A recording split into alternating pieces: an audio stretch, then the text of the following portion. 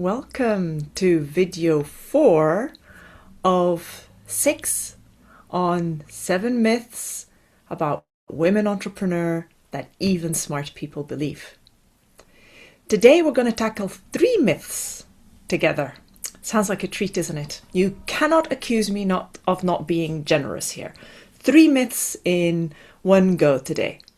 But seriously, they're all related around pitching, funding, and our inherent ability as women to manage finance. So let's get into it and let me launch some material that I've prepared for you.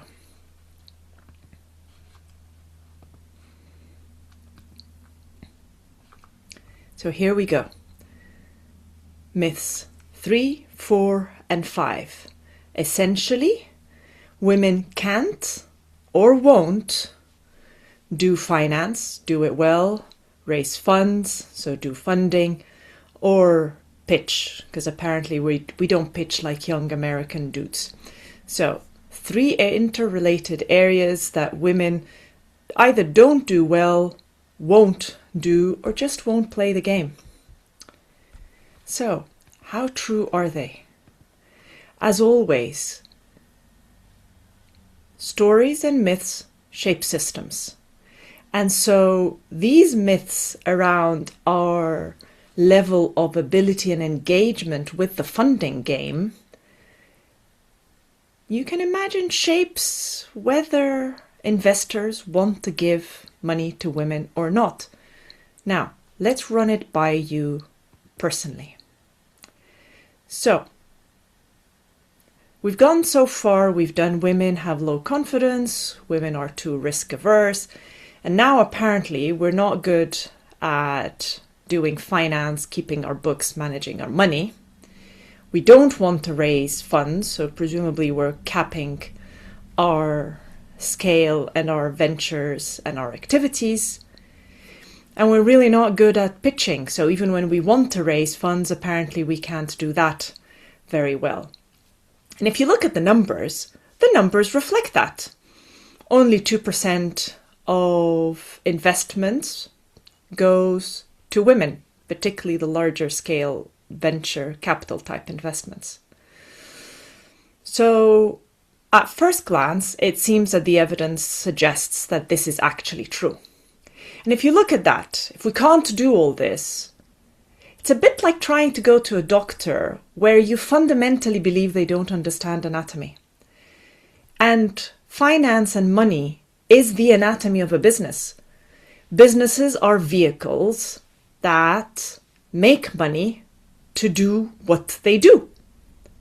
So if you're saying women can't play the money game, how can they possibly do business? And therefore, that's the first impact. And that might start to explain why only 2% of funding goes to women. But if we flip that, if you thought you only had a 2% chance of getting something, would you actually try? So that's part where women are put off from raising funds, thereby reinforcing the myth of women don't want to raise funds. But if the chance is 2%, I'm not sure personally I would blame anyone for not trying to go for something where the odds are so poor and stacked against them. But you may feel differently. Let me know. But let's look further at the environment of funding, raising funds, pitching, who you pitch to, and the results of that. Now what I've got on the screen for you is an overview of the outcome of some research of our very clever colleagues out at Harvard University. So I always point you to the source of the data. HBR stands for Harvard Business Review. Very clever people, very reputable journal that is publishing this. Now, what they did was they hung out with some investors as these investors were watching and discussing pitches. And what they found out is what's on screen there. And frankly, it's horrific. Let's step away from fairness, because at first glance you think, well, that's just not fair. They're asking the women different questions and they're asking the men. Let's put fairness aside. Now, let's unpack what was being asked and some of the thoughts they were having. So let's start with the questions that were asked. Men were asked about the opportunity for their business, what the market size was, what the growth potential was there potential to internationalize, was it a global problem, was it a regional problem, the size of it, who might want it, who else might want it. And women were asked about the risks. What were the risks they had considered? How were they going to motivate it? How was the competition going to react? How are they going to use the resources? Were they sure they had asked for enough resources? That budget didn't seem enough. Very, very different conversations. And as an entrepreneur, it's very hard for you to flip the script. If you're being asked a question by an investor, you answer the question, or you say, I don't know, but you don't typically change the conversation. That comes across a little bit as patronizing. And you're already getting a little bit of the picture of where women entrepreneurs stand in and amongst all these myths. You can imagine if they start to come across as patronizing as well, what sort of penalty that would carry. So here you are stuck with this almost spiraling negative dialogue with your investors, while watching your men counterpart having these amazing, visionary, opportunity-driven, positively growing and spiraling conversations. So that's part one. Already not great. Now, that has a further effect of not only not allowing you to speak about the positive aspects of your business, but it leaves your investors as a woman with that negative, doubt, niggling, risky type of feeling. Not a great feeling to be leaving your investors with. But then some of the other myths start to kick in. Unconsciously, consciously, you judge. But look at that first line. A man is young and promising. A woman is young but inexperienced. Now, these two phrases essentially say exactly the same thing, that the person in front of you is young, hasn't done that much before, i.e., doesn't really know what they're doing. But one is promising and one is inexperienced. The psychological shift there is huge. Now, they may not be young.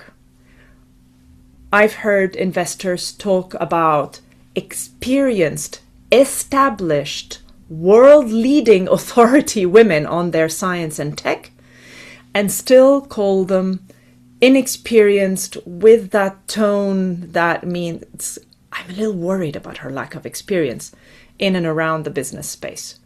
You don't hear that much with men. Now, that scenario plays out in different ways, as you can see on the slide. I'm not going to go into that. Please pause the video and look at them if you wish to look at more of the details, or look up and read the article.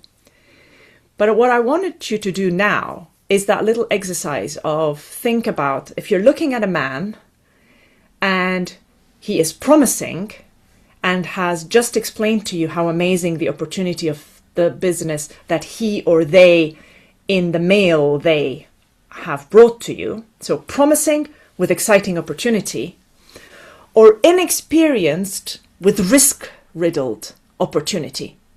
Now, who would you give your money to? Now, that is pretty much the biggest reason that funding goes only 2% to women, even though women make up 25 to 30% of the entrepreneurial talent body in the ecosystem. Now, one other thing to keep in mind here, but that impacts men and women equally is that not every business needs to raise funds. I'm based within the Cambridge, UK innovation ecosystem, where we have, I think we've now crossed the 5,000 tech startups. Half of these have not raised funds.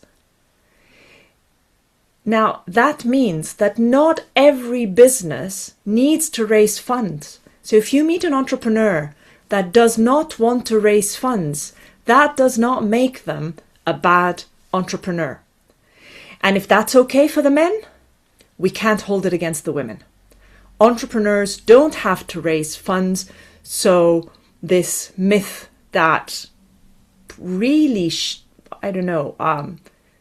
offers and creates a cloud over women of you can't possibly be a good entrepreneur if you don't want to raise funds is an even deeper level of falsehood. So women may or may not want to raise funds for good or for environmental reasons, all of which is not a fundamental flaw of the woman, her character, her business savvy, or her ability to be an entrepreneur.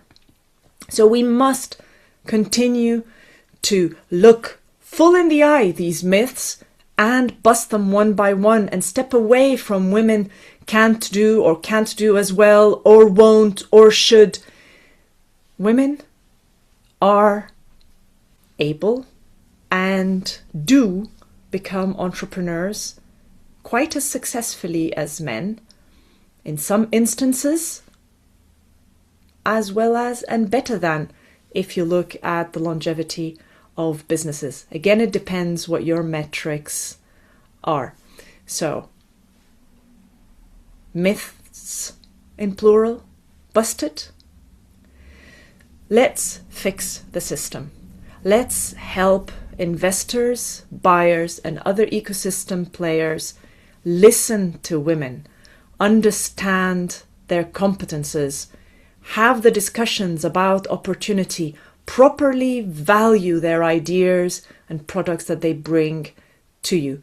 Let's fix the system, not the women. Let's move away from training the women on how to pitch louder, bigger, focused, bolder, overconfident, to looking at, is the idea valuable? Is it going to have an impact on people and planet? Is it making the returns to grow and continue making the impact? Is it going to deliver a product that's going to continue improving and be alive and even better in 5 years? So I invite you, join me in fixing the system, not the women. If you've enjoyed this, let me know. If you've got any questions, let me know. As usual, what else do you need? If you're curious about the other myths, please click on the next or previous videos, depending on where you are with us in this series. We are Cambast. We're a Cambridge-based business. We work in and with ecosystems all over the world. If we can help you in any way, let us know. Leave us questions and comments, and I will get back to you. Otherwise, I look forward to seeing you in the next video. Happy challenging systems.